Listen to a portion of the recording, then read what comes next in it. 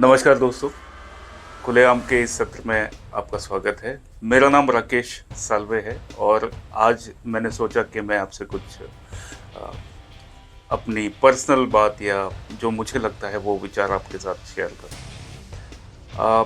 कल मैं टीवी देख रहा था और आपको पता होगा डीडी चैनल पे जो नेशनल टीवी है वहाँ पे एक संसद टीवी आता है। संसद टीवी जब अधिवेशन चलता है पार्लियामेंट में तो उसका वो वीडियो था। वहाँ पर फ्रंट लीडर्स थे, अपोजिशन लीडर्स थे और speaker honourable speaker Om Birla जी थे। तो मैंने देखा ये लगभग 45 मिनट्स का ये वीडियो था और यहाँ पे अपोजिशन लीडर श्री राहुल गांधी जी इन्होंने एक मुद्दा उठाया। ये मुद्दा उन्होंने बस उठाया। शायद ये कोई अनपब्लिश्ड बुक थी आर्मी मिलिट्री चीफ नरवणे जी की और उसका एक थॉट वो शेयर करने वाले थे। वहीं पे जैसे उन्होंने बात छेड़ी तो उनके जो साथ के लोग थे और भी जो मंत्री थे उन्होंने उनको वो बात कहने से रोक दिया और यहाँ से जो हल्ला चालू हुआ, आप बोलो आप मत बोलो, आप बोलो मत बोलो, ये लगभग 45 मिनट चला। इस 45 मिनट में फ्रंट के लीडर्स जो थे वहाँ पे सम्माननीय प्रधानमंत्री जी नरेंद्र मोदी जी थे, साथ ही में रक्षा मंत्री थे, गृह मंत्री थे और खेल मंत्री थे। ऐसे लगभग बड़े बड़े मंत्री जो थे उस सेशन में थे। दोस्तों मुझे ये थॉट आया कि प्रधानमंत्री लोगों को उनका एक एक मिनट बहुत इम्पोर्टेंट होता है और इस तरह के डिस्कशन में उनके 45 मिनट्स उनके साथी मिनिस्टर्स के 45 मिनट्स ओवरऑल वेस्ट हो रहे हैं। कोई कंक्लूजन नहीं निकला उस बात से और अपोजिशन वाले का क्या पॉइंट था वो भी मुझे एंड तक नहीं समझा, क्योंकि उन्होंने वो पॉइंट बताया ही नहीं। उन्होंने बस वो टॉपिक छेड़ दिया कि मैं नरवणे जी की एक अनपब्लिश्ड बुक है, उसका एक थॉट है, वो मैं बताने जा रहा हूँ। तो ये बात उन्होंने शुरू करी थी, बट वो क्या बात थी उस पर कोई भी डिस्कशन आगे हो नहीं पाया। तो मेरा आपसे ये सवाल है कि ये जो अधिवेशन होता है यहाँ पे फ्रंट लीडर्स थॉट शेयर करते हैं, अपोजिशन अपना विचार रखते हैं, सही गलत ठहराते हैं। हम ये 45 मिनट इसको वेस्टेज ही कहा जा सकता है। ये कोई प्रोडक्टिव डिस्कशन था ही नहीं। ठीक है, रही बात मैं आगे चलता हूँ। बजट, अभी रिसेंटली बजट अनाउंस हुआ, फाइनेंस मिनिस्ट्री ने एक बजट शेयर किया है। आम लोगों के लिए, मुझ जैसे लोगों के लिए, आप जैसे लोगों के लिए, आपको क्या लगता है कि क्या कुछ नया आपके लिए बना है? क्या नया प्रोविजंस, कौन सी नई सुविधाएं आपके लिए अवेलेबल हो पाएंगी? छोड़ दीजिए ये बजट का, मैं पिछले बजट की बात आपको पूछूं कि पिछले बजट में जो कुछ भी डिक्लेयर हुआ होगा उसका बेनिफिट आप तक पहुंच पाया? उसके पहले के बजट की बात करें, पिछले 2500 सालों की आप बजट की बात करें, आप तक कौन सी सुविधा पहुंची है? बजट में बजट एलोकेशन होता है, फंड एलोकेशन होता है, आर्मी को दिया जाता है, यातायात ट्रांसपोर्ट सुधारने के लिए होता है, ग्रामीण विकास के लिए होता है, स्कूल्स एजुकेशन हॉस्पिटल्स के लिए होता है, सबके लिए एलोकेशन दिखाया जाता है। एक्चुअल ग्राउंड लेवल पे क्या ये एग्जिस्ट कर रहा है? मैं आपको मेरे गांव की स्कूल की बात बताऊं। पिछले 15 साल से मैं देख रहा हूँ वही दीवारें हैं जिसको कभी पेंट नहीं किया गया, वही ब्लैक बोर्ड है जो दीवार में बने हैं, ब्लैक पेंट उसको शायद करते होंगे, वही बच्चे वो पानी की टंकी से गंदे पानी की टंकी से पानी पीते हैं, वही बेचारे अपने स्कूल बुक्स वगैरह जैसे फटे बैग वगैरह ले जाते हैं। तो ये जो फंड एलोकेशन इसके भी पहले हुआ होगा, ये यहाँ तक नहीं पहुँचा तो कहाँ गया ये? हॉस्पिटल्स की बात करें, हमारे गांव में छोटा सा हॉस्पिटल है, कोई बड़ा किसी को हार्ट अटैक आया, कोई बड़ी बीमारी के लिए कहीं जाना पड़ा तो हमारे गांव में हॉस्पिटल में पहली बात तो डॉक्टर नहीं है। डॉक्टर नहीं है तो आपको नज़दीकी टाउन वाली जगह पे जाना पड़ेगा। कभी हार्ट अटैक आ गया तो उस बंदे को आधे घंटे तक ट्रैवल करके उस तालुका के गांव में जाके उसका इलाज होगा। तो ये जो हॉस्पिटल के लिए बजट एलोकेशन हुआ, ये गांव तक क्यों नहीं हो पाया?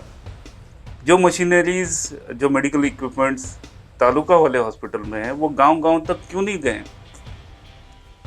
तो रही बात आगे और आपको शेयर करना हूँ ट्रांसपोर्टेशन के लिए।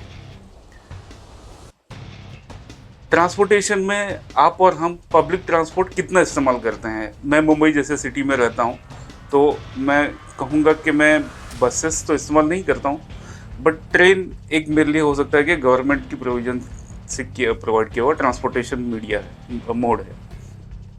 मैं कहता हूँ, गाँव में कोई ट्रांसपोर्टेशन फैसिलिटी है? एसटी बसेस के वो खराब से उसकी सीट होती है, उसके इंजन पूरा खुला पड़ा होता है, पूरी गंदगी फैली होती है बसेस में, और पब्लिक ट्रांसपोर्ट के नाम पे बस वही है और कुछ है ही नहीं। ऑटोज़, रिक्शाज़ कोई रेगुलेटरी नहीं है, कोई भी तरह का मॉनिटरिंग नहीं है। जब फंड एलोकेशन हो रही है तो उस डिपार्टमेंट में एक्चुअली ग्राउंड लेवल तक क्या वो पहुंच पा रही है? तो यही थॉट था मेरा। रिसेंटली जनवरी में महानगर पालिका मुंबई के इलेक्शंस हुए हैं, साथ ही में पालघर, ठाणे, मुंबई से सटे जो भी टाउन्स हैं बड़े बड़े, उन सभी महानगर पालिका के इलेक्शंस हो गए।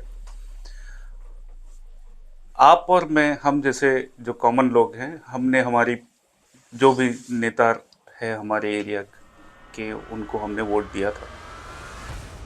अब बारी आती है जो चुने गए लोगों में से एक को महापौर बनाने की बात हो रही है। लगभग 20 दिन गुजर चुके हैं, अब तक ये डिसीजन फाइनल नहीं हो पाया कि मुंबई के महापौर कौन होंगे, पालघर के महापौर कौन होंगे, वसई विरार के महापौर कौन होंगे, ठाणे के कौन होंगे। ये पूरा जो लोगों ने जो चुने नेता हैं, जो नगर सेवक अपने आपने चुने हैं, हमने चुने हैं, ये बस यहीं तक आपकी रिक्वायरमेंट थी। इसके आगे आपकी रिक्वायरमेंट नहीं है। आप नहीं चुन सकते कौन महापौर बनने वाला है, कौन आपके यहाँ पे क्या काम करने वाला है, ये डिसीजन आपका है ही नहीं। तो ये किस डायरेक्शन में हम लोग जा रहे हैं? हम सबको बोला जाता है कि मतदान कीजिए, मतदान बहुत ज़रूरी है, आपका अधिकार है, आपकी शक्ति है। हमने हमारी शक्ति इस्तेमाल कर ली, बट आगे क्या? आगे वही मैनिपुलेशन होगा, वही गठबंधन होगा, वही आधे टेन्योर के लिए कोई और पार्टी का महापौर होगा, उसके आगे आधे टेन्योर के लिए कोई और महापौर। तो ये कब तक हमसे खेला जाएगा? बजट में एलोकेशन किया जाता है रक्षा मंत्रालय को, स्कूल एंड एजुकेशन को, विलेजेस, रूरल विलेजेस को, रोड ट्रांसपोर्टेशंस को। हालांकि इसमें कोई दो राय नहीं है कि रोड कंडीशंस, इंफ्रास्ट्रक्चर अच्छे से बिल्टअप हो रहे हैं, हुए भी हैं बहुत जगह पर, बट इंटरनली आज भी वही पिक्चर आपको देखने मिलेगा। मैं मुंबई से नज़दीक एक टाउन है पालघर, वहाँ की बात अगर करूँ तो एक नेशनल हाईवे है जो अहमदाबाद के लिए कनेक्ट होता है, दिल्ली के लिए कनेक्ट होता है। इंटरनली रोड्स की कंडीशंस आप देखेंगे तो वही बजट एलोकेशन अगर रोड्स के लिए किया गया है, तो इंटरनल रोड्स अभी भी वैसे क्यों हैं? ये कौन लोग हैं जो इस रोड का टेंडर उठाते हैं? रातों रात इनको बजट एलोकेट हो जाता है, इनको फंड मिल जाते हैं, और ये अचानक से एक कंपनी चलाने के काबिल हो जाते हैं, अमीर हो जाते हैं, बड़े बड़े घर बंगलोज में, उनके छोटे घर बड़े बड़े घर बंगलोज में तब्दील हो जाते हैं। ये कैसे पॉसिबल हो जाता है? और रोड वैसी ही है। रोड में कभी कोई इम्प्रोवाइजेशन मिला नहीं, वाइडनिंग दिखा नहीं, रोड्स, गटर्स कुछ भी प्रॉपरली प्लान नहीं है, और हर साल उसी रोड को बनाया जाता है, लिपा पोती होती है, जो गड्ढे होते हैं उन्हें भरा जाता है, बस इसके ऊपर और कुछ नहीं होता इंटरनली रोड्स पे। कब होगा ये पिक्चर चेंज? कब ये लोग जान पाएंगे कि इंटरनल रोड्स भी उतने ही ज़रूरी हैं जितने नेशनल हाईवेज, स्टेट हाईवेज? हाल ही में 2 दिन पहले व्हाट्सएप पर एक वीडियो वायरल हो रहा था। महाराष्ट्र के कोंकण इलाके पे नारायण राणे जी मंत्री हैं, उनके सुपुत्र हैं नितेश राणे, जो फिशरी बोर्ड के मिनिस्टर हैं। ये वीडियो में वो बोल रहे हैं कि मैं जब फंड एलोकेट करता हूँ तो मैं जो सिंबल हैं, जैसे धनुष्य बाण हो गया या मशाल हो गई या तुतारी है, इस तरह के जो सिंबल्स हैं, ये देख के मैं फंड एलोकेट करता हूँ। तो मुझे उनसे ये पूछना है, क्या ये फंड आप अपने घर से दे रहे हैं, जो आप सिंबल देख के एलोकेट करेंगे? ये आपको सेंटर और स्टेट जो डिस्कस करती हैं, वहाँ से आपको एलोकेट किए जाते हैं। आप अपनी मनमानी से इसको कैसे डिस्ट्रीब्यूशन करें या नहीं करें, ये सोचेंगे। आपको ये राइट्स देता कौन है? ये लोगों से चुने गए लोग हैं, कैंडिडेट्स हैं। अगर ये आपसे किसी काम के लिए फंड एक्सपेक्ट कर रहे हैं, तो आपको देना फर्ज है आपका। ये आपका राइट है, उनका राइट है। आप इस तरह से पार्शलिटी करके फंड किसी को देना नहीं देना, ये आप नहीं कर सकते। हमारे रोड एंड ट्रांसपोर्ट मिनिस्ट्री के मिनिस्टर श्री नितिन गडकरी जी के स्पीच में उन्होंने कहा था कि नरेंद्र मोदी जी जब दुबई गए थे, तो वहाँ के प्रिंस ने उनको बोला था कि आप कुछ समय के लिए आपके जो रोड एंड ट्रांसपोर्ट मिनिस्ट्री के जो हेड हैं, मतलब नितिन गडकरी जी, उनको आप दुबई भेज दीजिए कुछ समय के लिए। वो उनसे सारी रोड की प्लानिंग करना चाहते हैं। तो नितिन गडकरी जी, मैं आपसे पूछता हूँ, आपको सजेस्ट करता हूँ, आप अगर मुंबई आएंगे तो NH-48 का इस्तेमाल आप कीजिएगा अपनी कार से, और 50 किलोमीटर मुंबई के बाहर निकलने की कोशिश कीजिए। मैं यकीन के साथ कहता हूँ कि जिस ट्रैफिक को आपको झेलना पड़ेगा, जो समय आपका बर्बाद होगा, वो देख के ही आप अपना इस्तीफा दे दोगे और अपने ही पार्टी को वोट करना बंद कर दोगे। आपको 100 किलोमीटर का डिस्टेंस कवर करने के लिए लगभग 3 से 3.5 घंटे रेगुलर आवर्स में लगेंगे। पीक आवर्स में उससे ज़्यादा ही लग सकते हैं।